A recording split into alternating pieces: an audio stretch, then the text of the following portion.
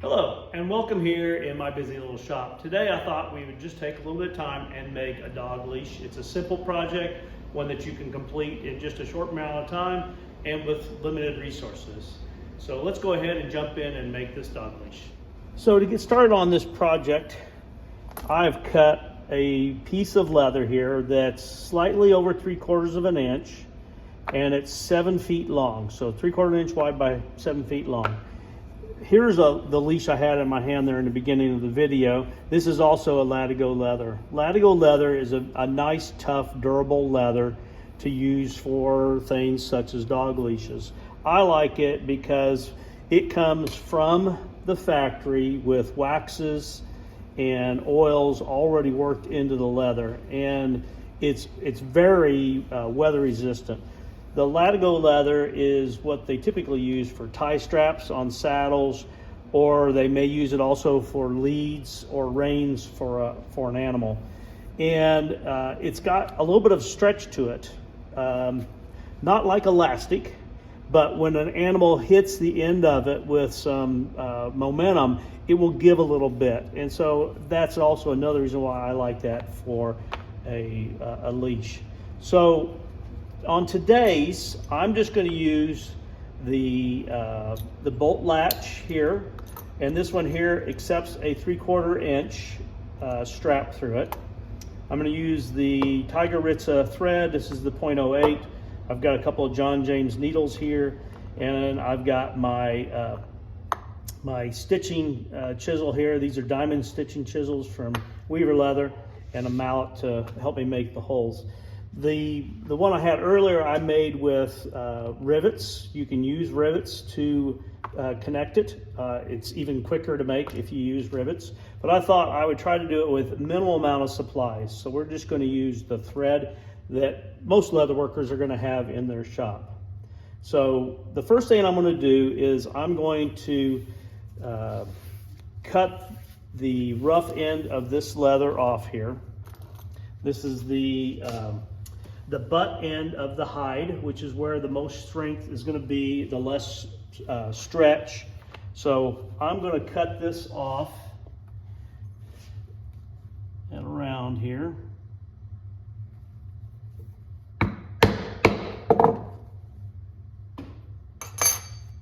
And I'm going to feed it through my latch. And I'm going to double back 3 inches here. You could probably go less, but I think 3 looks pretty good. So that's how it's going to look on the end of the leash. And you're going to notice that it's pulled up in here a little bit. My experience is that as this is used, this will actually get strained a little bit, and as a result, with a little bit of stretching, that will pull in. And I want as much through this as possible so we have a lot of strength. Latigo leather in about a 9 or 10 ounce range, it's got like a 400-pound breaking strength. So this was 3/4 of an inch. I'm going to think that the person's not going to be able to hold on to it if the animal hits it hard enough to break this strap of leather. So the next thing that I'm going to do is I'm going to put a couple of grooves here along the side of the leather where I'm going to sew. And I'm not going to sew sideways across here, because when I go across this with those, I'm making holes that do somewhat weaken it. So instead, I'm going to sew along the sides of it, and that will do very little to the strength of the leather strap. So I'm going to set my calipers to about 1/4 inch, give me an allowance here. And I'm just going to put a little mark here that I'm going to follow with the stitching chisel.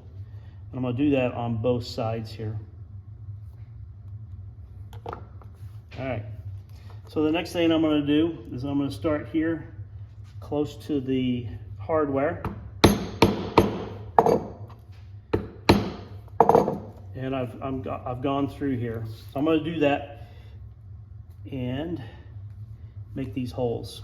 And I'm going to bring it up just about to the end of where that piece is on the underside.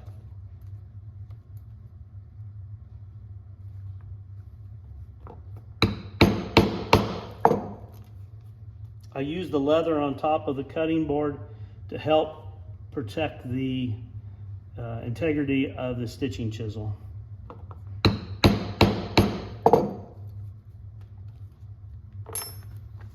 Okay, so now we've got our holes here to do our stitching. So before I move down to the stitching pony to do the stitching, I thought I would go ahead and finish this other end. Now on the other end of the leather, this strap started off 7 feet long. By the time I do my fold backs, I'm going to end up about 6 feet long. I've got a taper here, so I'm going to go ahead and use my round end punch on this. You could just use a knife to cut this if you don't have a round end punch.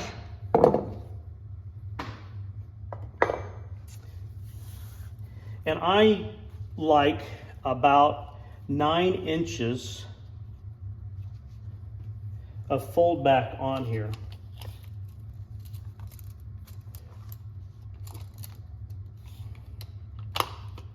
There's 9 inches. I want to make sure there's enough room to get my hand through there, or for the user to be able to get their hand through there. So I'm going to do the same thing here that I did on the other end.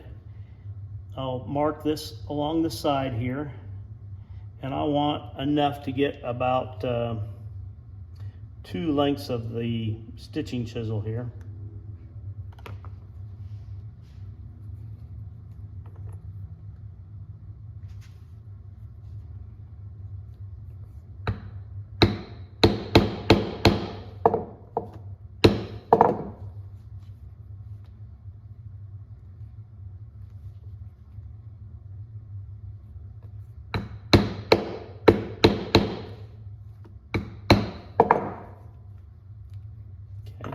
So that'll be the stitching on that side, and I want these to visually line up.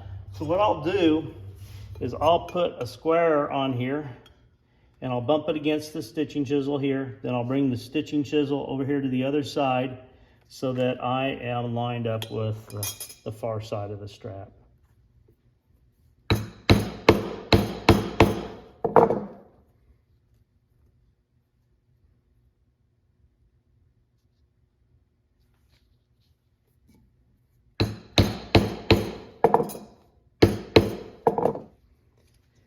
So you can see the holes, they look really pretty nice lined up here. These are the diamond chisel points, so it gives a little bit of a slant there. With my stitching, that will show that stitch off really nicely. I've got this on both these, so we're going to set up over here in my stitching pony and we'll do this stitching. So to get started on my saddle stitching, I've got the leather here put in the stitching pony, and I use a needle just to line up as I clamped it in there to make sure that the holes were aligned. And then pass the needle through here, even it up, and then I'll start my saddle stitching. Now I started on what I would probably call the bottom of the handle here. That is the area that I feel is going to have the least amount of stress on it. The stress is going to be up here where you put your hand through it, because the person wearing it might, open it up and pull against the threads. Down here, the strength's really not needed as much. So I'm going to do my saddle stitching up here. I use the stitching pony because it moves it along quicker. You don't have to have a stitching pony. You can do this in your lap. It also helps me keep my stitches looking the same because I'm able to repeat each stitch identically. And by doing that, my stitches then will come out identically. If I passed the needles through differently, the backside first, or if I didn't pull the thread over the needle here, all those things have an effect. And as you're stitching along, you'll notice that it varies and it'll catch your eye. So you can see this isn't a project that takes a long time to produce. It moves along pretty quickly. So it's a nice lower price ticket than, say, a bag to have on your table at, say, a craft fair or an artisan show. When I get up here, I'm going to pass back. I'm gonna go back 1 stitch here, and all I'm doing is trying to lock this in, and then I'll come back through the front here again. So that way you've got a double stitch there. Now, I could have came out here. I wanted to show you how you end with a double stitch there. I'm gonna come back through this hole, and I'm gonna come out between the 2 layers like this. I'm gonna do that on both sides. And then I'm gonna pull the thread down through to the other side. And that will allow me to continue on stitching without showing, you know, any different on the front here. So come to here, and then I'll stitch down here to this other end. 1 needle out each side.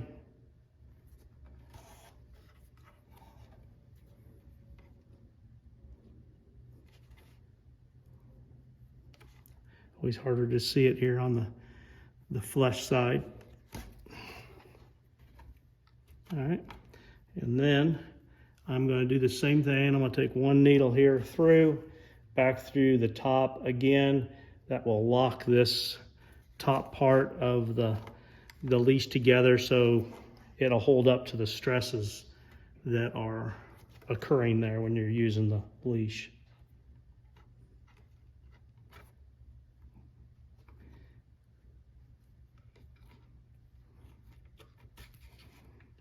It's a little bit of a challenge working around the camera on the tripod here.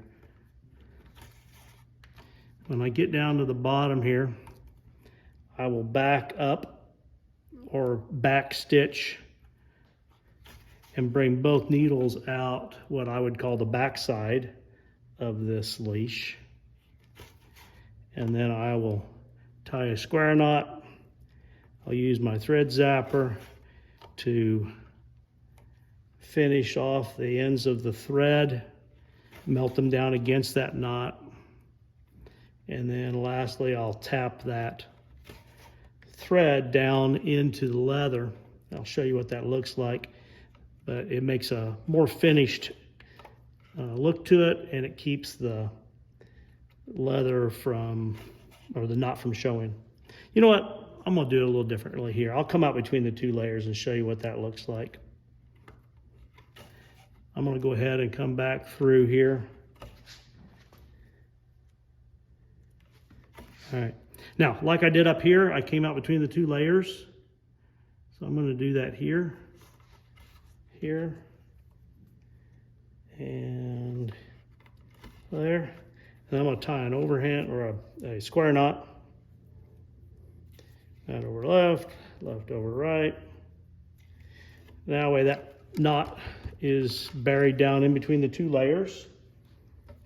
Won't catch on anything. And then I'll just melt this here.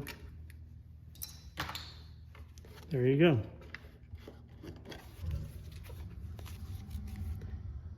There's my stitching finished and no knot visible. I'll do the same thing to the other end here, and then we'll come back and look at the finished project.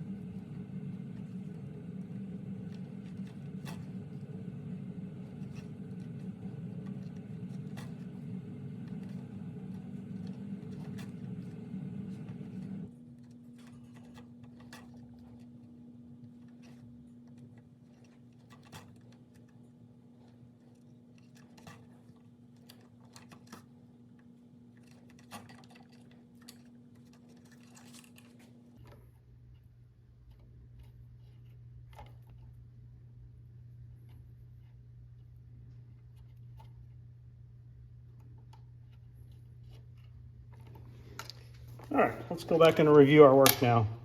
So we've completed the stitching on both ends. I'll take a hammer, it could be any smooth hammer if you don't have a leather working hammer. And I'll do that on this other end as well.